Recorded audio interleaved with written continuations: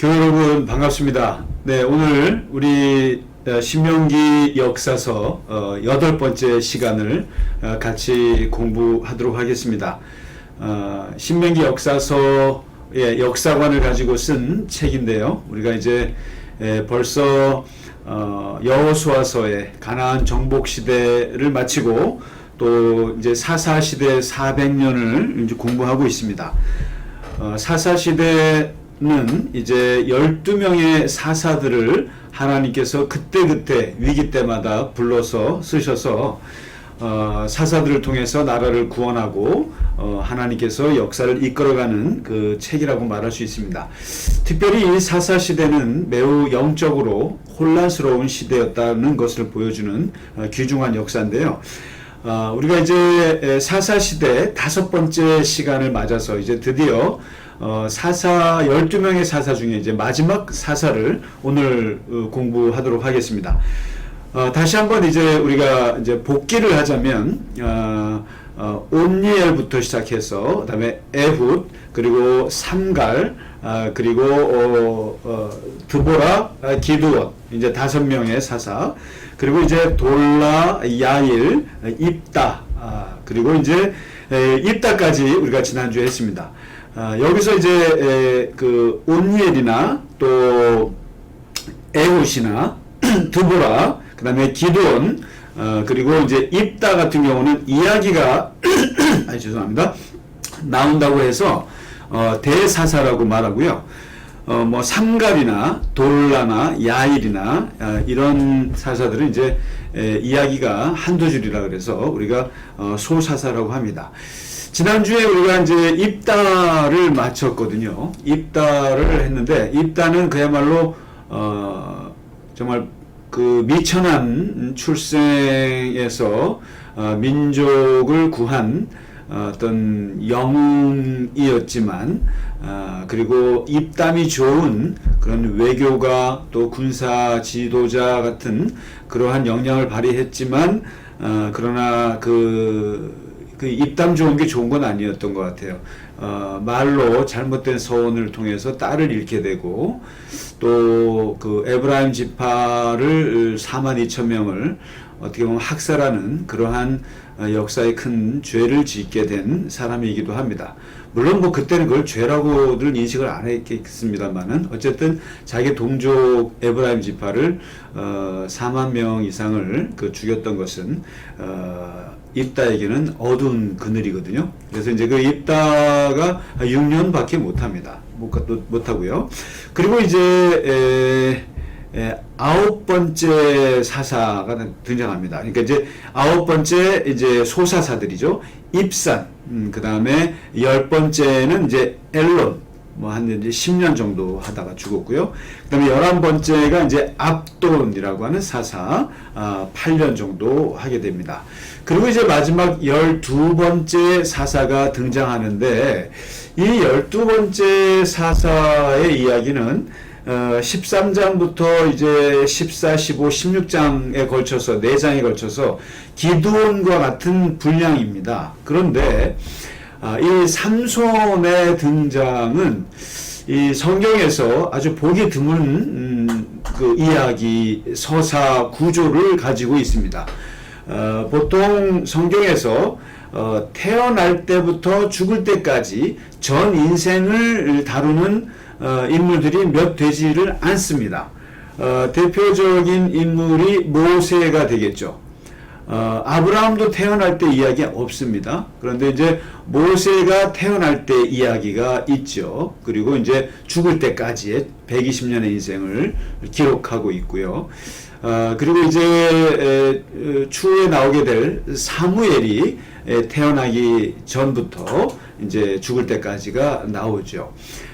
그리고 이제 예수님께서 기록이 처음부터 돌아가실 때까지 또 세례 요한 정도인데 그런 면에서 삼손이 그 대열에 들어갑니다.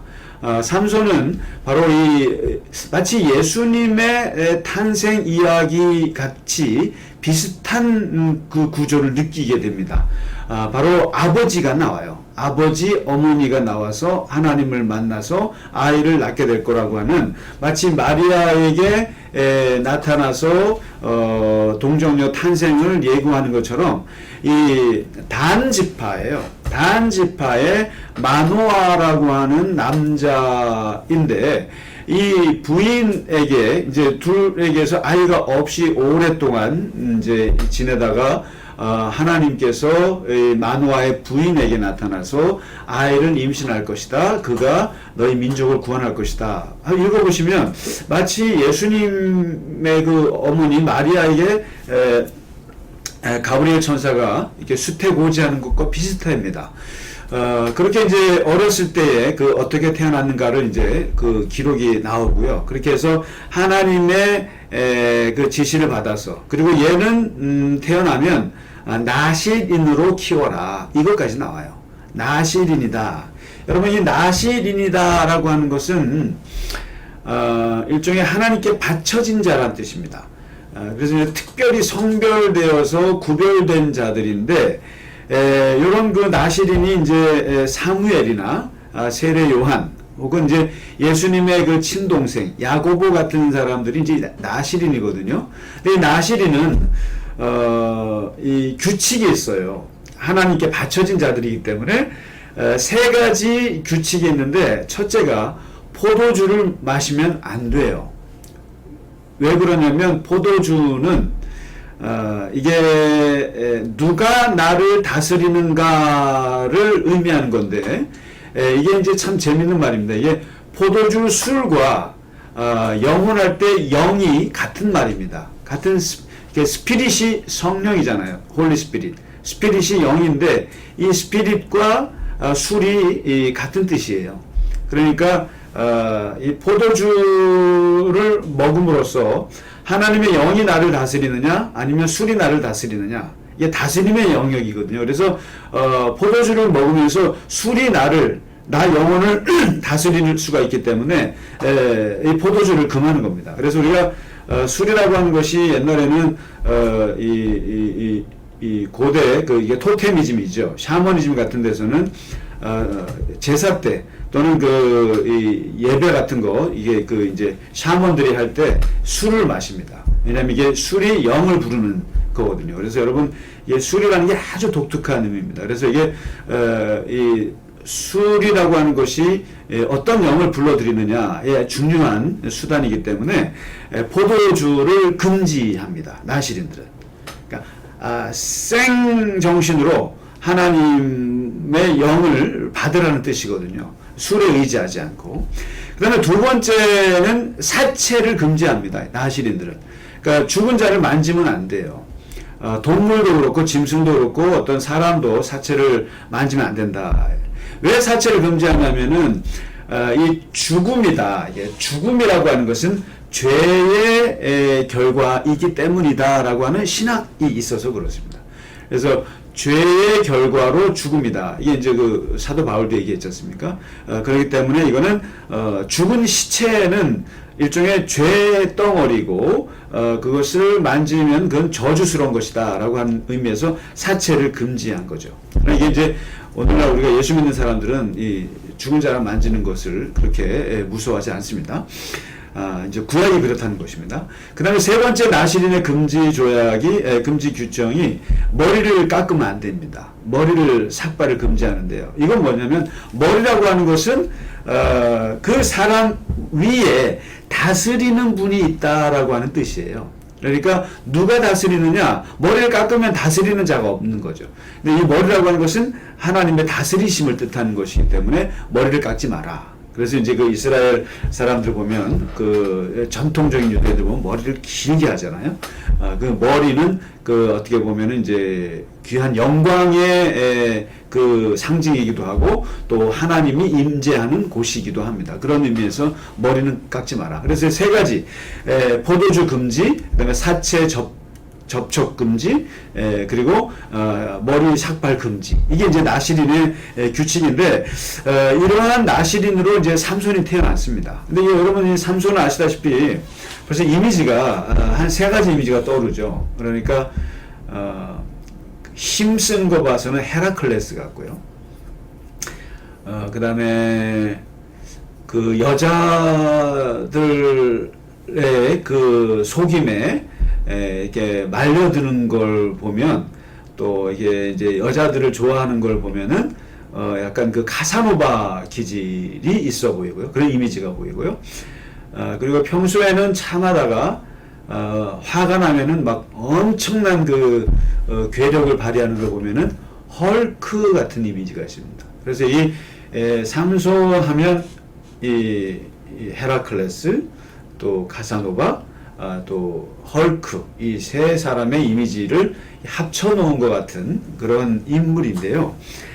이 삼손이 이제 태어날 때, 요때가 바로 이제 아시는 바와 같이 그 이스라엘 자손이 또 하나님께 죄를 짓는 역사입니다. 또 목전에서 이제 악을 행하니까 하나님께서 또다시 이제 징계를 내리시는데, 이번에는 이스라엘 서쪽의 해변가에 있는 블레셋 족속이 이제 이스라엘을 압제합니다. 근데 여러분, 지난번에 제가 블레셋 족속을 말씀드렸다시피 이 블레셋은 이 가볍게 볼 민족이 아닙니다. 지금 이제 팔레스틴이라고 하는 이름으로 이어지고 있는데요. 이 블레셋은 그 크레타 섬에서 거기서 이제 몰려온 거예요. 거기에 이제 도리아인들에게 쫓겨나서 이제 이 팔레스틴, 지금 이제 이스라엘 쪽으로 이제 도망와서 이 터키 지역을 이제 점령을 무너뜨리고요. 또 이쪽에 이스라엘 쪽, 심지어는 이집트, 애국까지 무너뜨릴 뻔했던 강력한 그 호전적인 해양 세력입니다. 이 사람들이 이제 자리를 잡은 곳이 이스라엘 남쪽이거든요. 근데 이제 블레셋이 점점점 강성해지면서 이스라엘을 이제 40년 정도를 점령을 합니다. 보통 이 40년 정도면은 지금 사사기 시대에서 가장 긴 압제 기간이입니다. 이게 보통 뭐 8년, 길어야 이제 18년, 뭐 이렇게 이제 압제 기간이 나오는데, 40년을 압제했다는 얘기는 마치 우리 일제 36년처럼 굉장히 긴 기간 동안 단순히 그냥 곡식이나 약탈하는 수준이 아니라 아예 이스라엘을 점령해서 완전히 그 식민 지배화하는 그런 단계의 점령이라고 말할 수 있습니다. 바로 이런 시대에 이제 삼손이 이제 태어난 거죠. 그러니까 삼손은 사실은 이때부터 어떻게 보면은 이 구국에 대한, 그 다음에 이 나라를 구해야 한다고 하는 애국 정신은 있었던 것 같아요. 그리고 이제 이 특별히 하나님께서 이 나실인인 삼손을 들어쓰실 때 보면은 하나님의 영이 강력하게 임했다라고 하는 것이 4번이나 등장합니다. 그러니까 이 당시에 삼손의 입장에서는 하나님의 일이라고 하는 것은 곧 블레셋으로부터 해방이에요. 독립운동인 거죠, 일종의. 그러니까 이 독립운동, 그리고 블레셋 사람들을 죽이고 그들과 싸우는 것은 곧 하나님의 일이고, 그 일은 곧 하나님의 영이 임해서 하는 거죠. 그러니까 이제 이 애국과 나라를 구하는 것과 하나님의 일이 이게 분리가 되지를 않는 거죠. 그래서 이 삼손이 이제 이 민족 40년 동안 이제 정복당하고 있는 이 상황에서 어떻게 나라를 구하나라고 하는 생각이 있었던 것 같고, 그 생각이 이제 어떻게 지냐면은 이제 블레셋을 자주 출입을 합니다. 블레셋을 이제 자주 다니면서 그 사람들하고 이제 이렇게 이제 시비를 걸고, 어떻게 보면 마치 그 일제시대 이제 뭐 김두한이나 뭐 이런 깡패 이런 있잖아요. 그러니까 애국운동했던 깡패들 있잖아요. 그런 사람들이 떠오르기도 합니다. 마치 뭐 종로에서 일본 순사들을 몇 명 때려잡는 것처럼 그런 개인적인 그런 능력으로 이렇게 마치 사람들을, 블레셋 사람들을 이제 괴롭히는 이제 그런 겁니다. 그러니까 삼손은 사람들을, 군대를 일으키거나 또 사람들을 조직화해서 뭔가 나라를, 그런 게 아니고요. 완전히 개인 플레이예요. 그래서 어떻게 보면은 정말 한 사람의 큰 그냥 그 힘 좋은 장사인 거죠. 그런데 이 사람이, 이 삼손이 어떤 걸 하냐면은 블레셋을 드나들다가 거기서 딥나라는 지역의 여인을 만나게 돼서 사랑에 빠집니다. 그리고 그 여인과 결혼을 하려고 해요. 그랬더니 아버지 마노아와 그 어머니가 반대합니다. 왜냐면 너는 첫째 이스라엘 사람이고 둘째 나실인 중에 나실인이기 때문에 이방 여인과 결혼하는 것은 금한다. 그러나 이제 이 삼손은 좀 생각이 달랐던 것 같아요. 뭐냐면 오히려 이런 틈을 타서 블레셋 여인을 아내로 맞이함으로써 블레셋으로 치고 들어갈 수 있는 틈을 만들기 위해서 전략적으로 결혼을 하려고 했다라는 거죠. 이게 바로 성경에서는 여호와께로부터 나온 계략이었다라고 얘기를 합니다. 그러나 이제 부모님은 그걸 몰랐던 거죠. 그래서 이 삼손이 이제 딥나에 있는 여인과 이제 결혼을 이제 시도를 하게 됩니다. 하게 되는데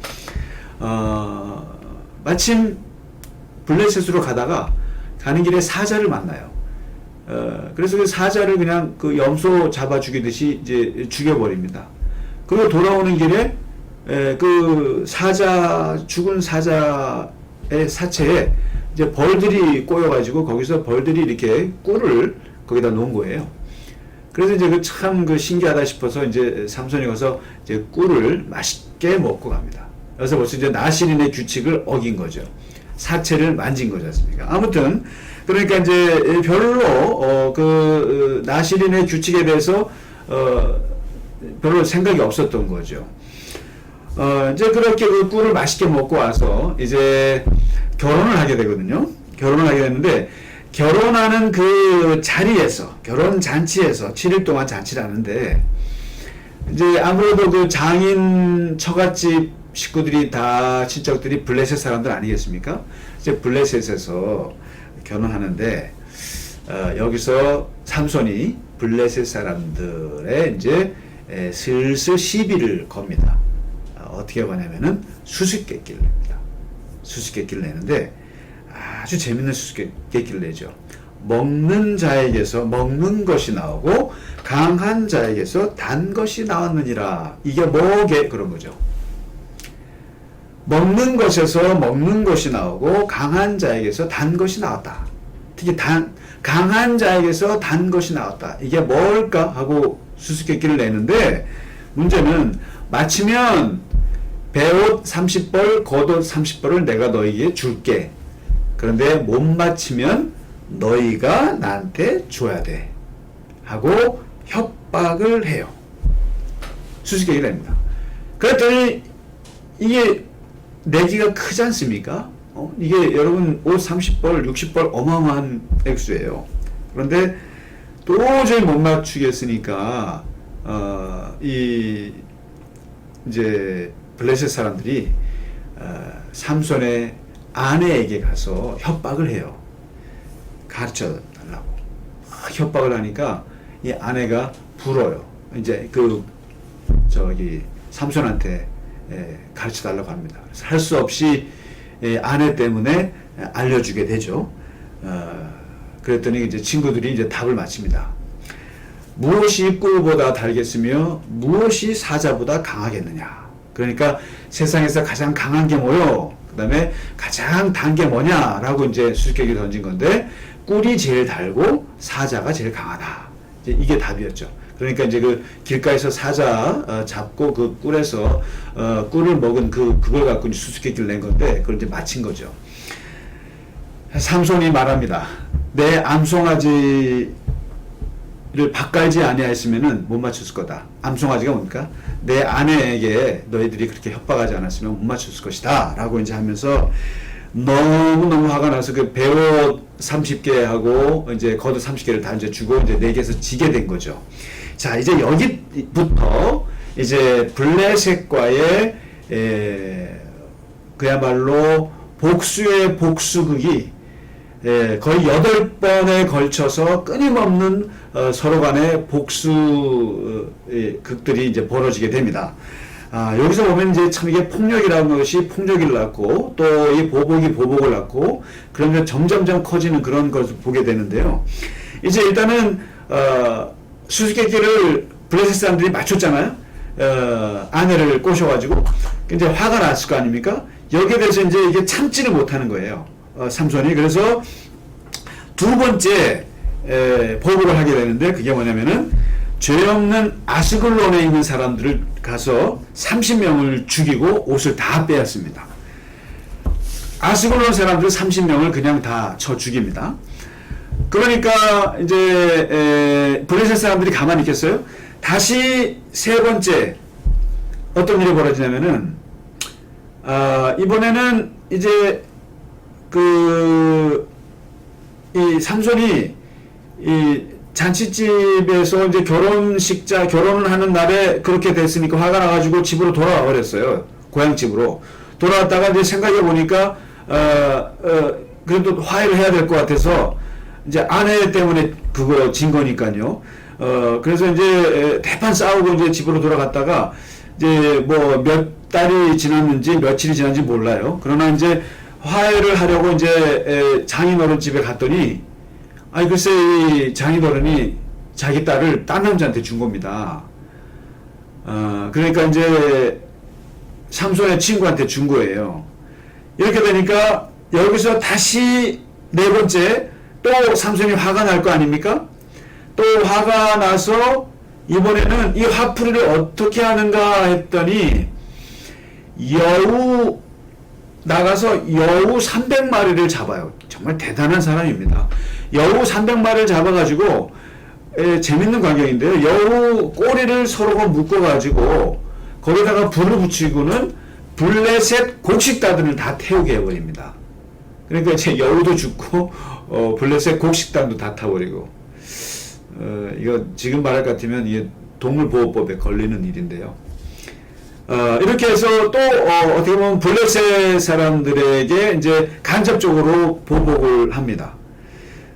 이렇게 되니까 블레셋 사람들이 이 곡식이 다 타버리니까 또 재산상에 또 엄청난 피해를 입잖아요. 그래서 다섯 번째 이제 또 넘어가는데 블레셋 사람들이 복수를 합니다. 이번에는 블레셋 사람들이 어떻게 복수하냐면은 삼손을 죽일 건 자신이 없고 그러니까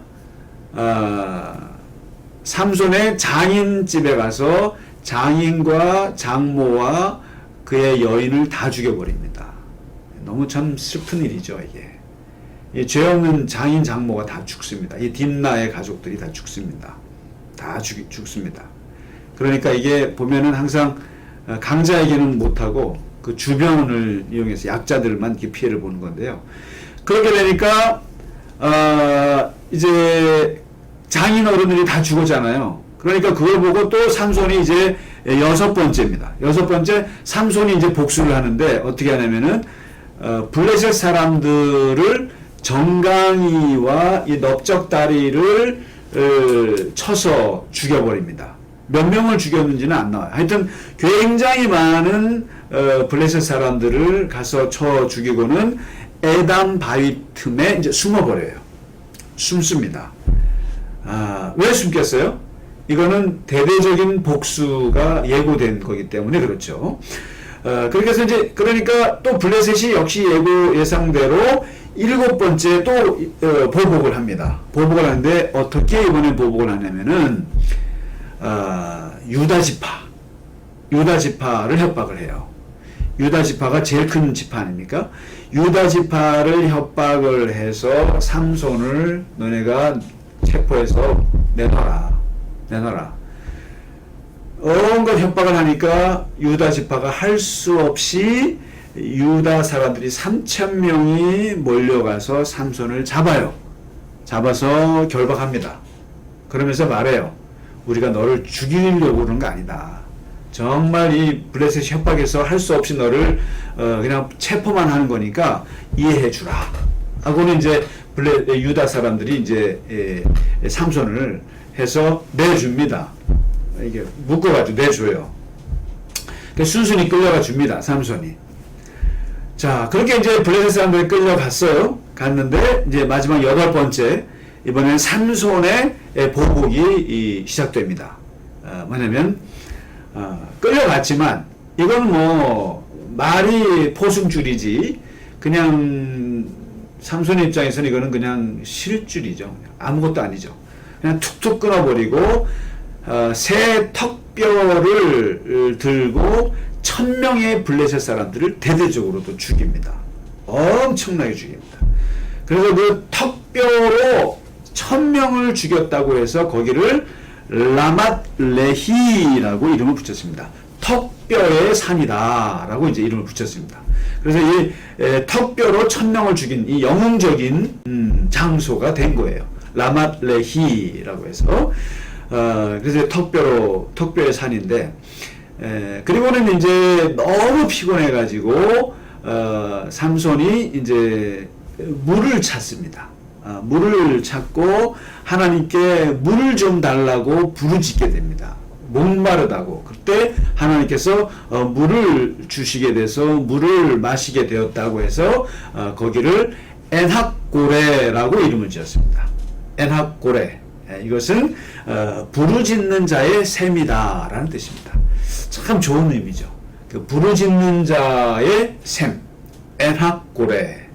그래서 이제 이게 어디 보면 뭐 교회 이름이나 또는 이렇게 뭐 좋은 단체 이름 보면 엔학고레라는 게 있습니다. 부르짖는 자에게 주시는 하나님의 샘물 같은 은혜다 이런 뜻이 있거든요. 그렇게 해서 이제 이런 그 블레셋과 이 삼손 사이에 이런 그 결혼을 시작으로 해서 물고 물리는 보복의 8번의 보복들이 이제 이렇게 이야기가 이제 진행이 됩니다. 이렇게 되니까 이 블레셋에 있어서는 이 삼손이라고 하는 존재가 엄청나게 위험한 존재가 됐고 어떻게 해서든지 이 삼손을 처리하지 않으면 안 되는 아주 심각한 문제에 봉착하게 된 겁니다. 그래서 이제 어떻게 되는가 했더니 이제 문제는 약점을 발견하게 된 거죠. 왜냐면 이 삼손이 여자에 약하다. 또 이제 가자 지역을 놀러 갔다가 이 기생에 푹 빠집니다. 이번에는 이제 그 드릴라라고 하는 여인에게 빠지는데 영화로 많이 나왔잖아요. 거기서 여러분 아시는 바와 같이 이제 블레셋 장로들이 이 드릴라를 협박 내지는 회유를 해서 이번에는 삼손의 힘의 원천을 찾아내라 달라. 도대체 그 힘이 어디서 나오느냐? 그것을 찾게 해달라. 그렇게 해서 들릴라가 삼손을 꼬시면서 여러 번 시도를 하죠. 도대체 당신의 힘이 어디서 나옵니까? 아마 활줄 있잖아요. 그걸로 7줄로 나를 묶으면 내가 안 될 거야 하고 장난을 치죠. 근데 해봤더니 뭐 다 그냥 실풀듯이 풀어버리죠. 그리고 또 뭐 밧줄로 묶으면 될 거야. 그랬더니 또 밧줄로도 묶었더니 그냥 풀어버리죠. 또 머리털을 배틀에다가 묶으면은 내가 아마 힘을 못 쓸걸? 그러니까 또 이 해대 안 돼요. 그러니까 이게 이러면서 드릴라가 막 울면서 온갖 당신이 나를 사랑하는 거 맞냐? 어떻게 사랑하지도 않으면서 나에게 3번이나 거짓말을 하느냐? 또 온갖 또 눈물을 흘리면서 이렇게 꼬리를 치니까 이게 그야말로 삼손이 보면은 막 번뇌했다고 그럽니다. 미치겠는 거예요. 여인은 사랑해야 되겠고 또 나라는 구해야 되겠고 내 이 힘의 원천을 이 비밀을 밝히면 안 되겠고 그런데 그냥 미치겠는 거예요. 그런데 여기서 삼손이 무너집니다. 삼손이 여러분 아까 보셨다와 같이 사체를 만지면 안 되는데 만졌잖아요. 다시 말해서 이 나시린에게 주어진 규칙, 하나님께서 그에게 인생에 준 규칙을 대단히 가볍게 여겼던 것은 삼손에게 큰 문제가 있었던 것이죠. 그래서 삼손이 결국 그 여인의 그 눈물과 온갖 그거에 넘어가서 불어버려요. 사실은 내가 태어날 때 나시린으로 태어났는데 하나님께서 내 머리카락에 힘을 주셨다.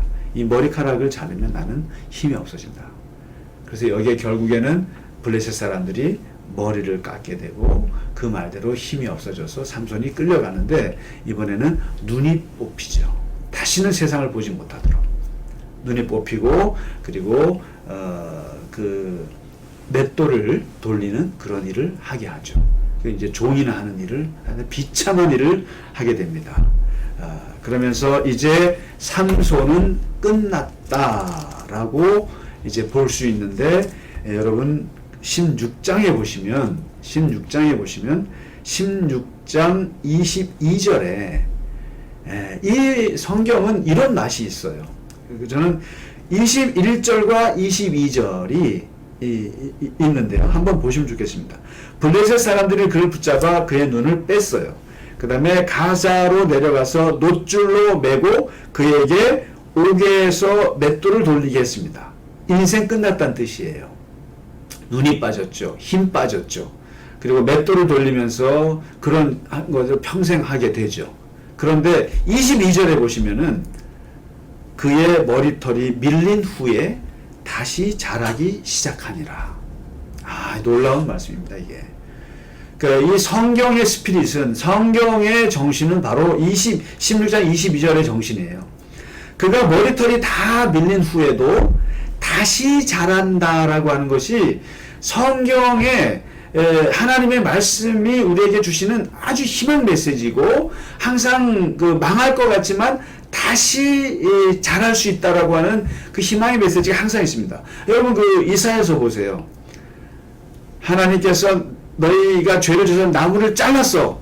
나무를 잘랐다라고 말하거든요.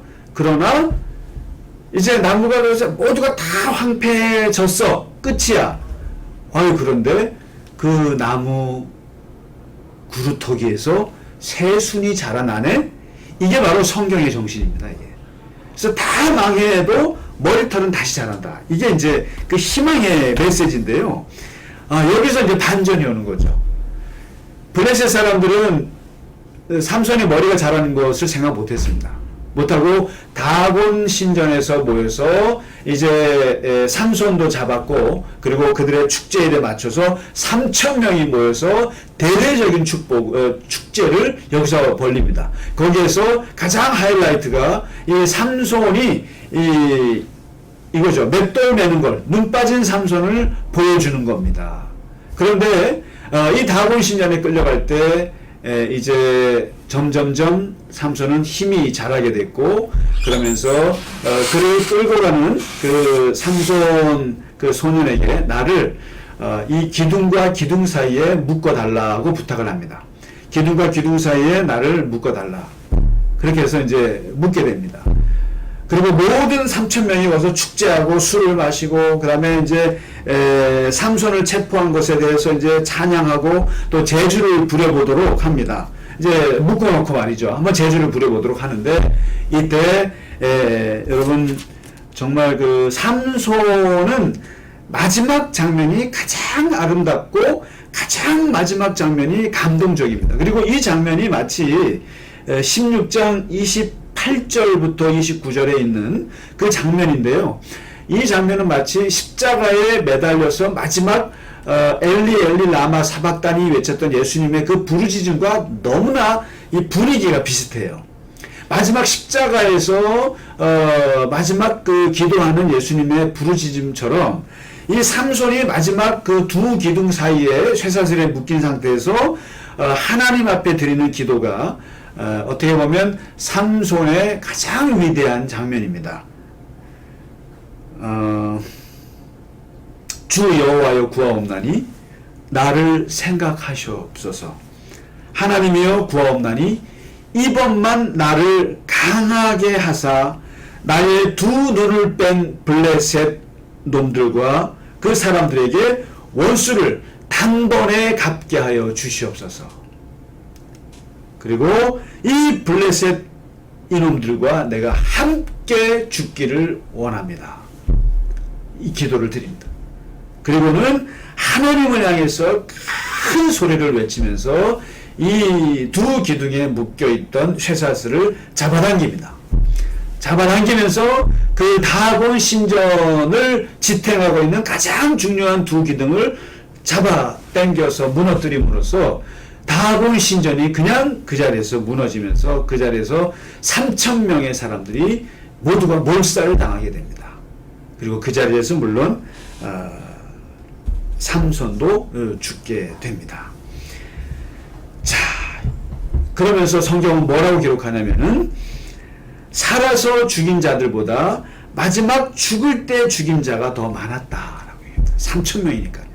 살아서 그냥 여기저기 에스골론 30명 죽이고 여기 가서 1,000명 죽이고 몇 명 죽이고 이런 것들에 비해서는 마지막 다곤 신전에서 죽인 사람이 3,000명 더 많았던 거죠. 이렇게 해서 이 삼손이 자신의 인생을 마무리하게 되고요. 그리고 형제와 친척들이 그 시체를 거두어서 아버지 묘에 같이 장사를 지냅니다. 이로써 20년 동안의 삼손의 사사의 그 기간이 끝났다라고 이제 얘기합니다. 하는데요. 무엇보다도 이 삼손은 여러 가지를 보게 해주는 사람입니다. 어떻게 보면 인간적으로 한없이 약한 사람이었다라고 볼 수 있습니다. 첫째는 나실인의 규칙을 가볍게 생각했습니다. 다시 말해서 절제력이 부족했던 사람입니다. 그리고 두 번째, 여자에게 매우 약했던 사람입니다.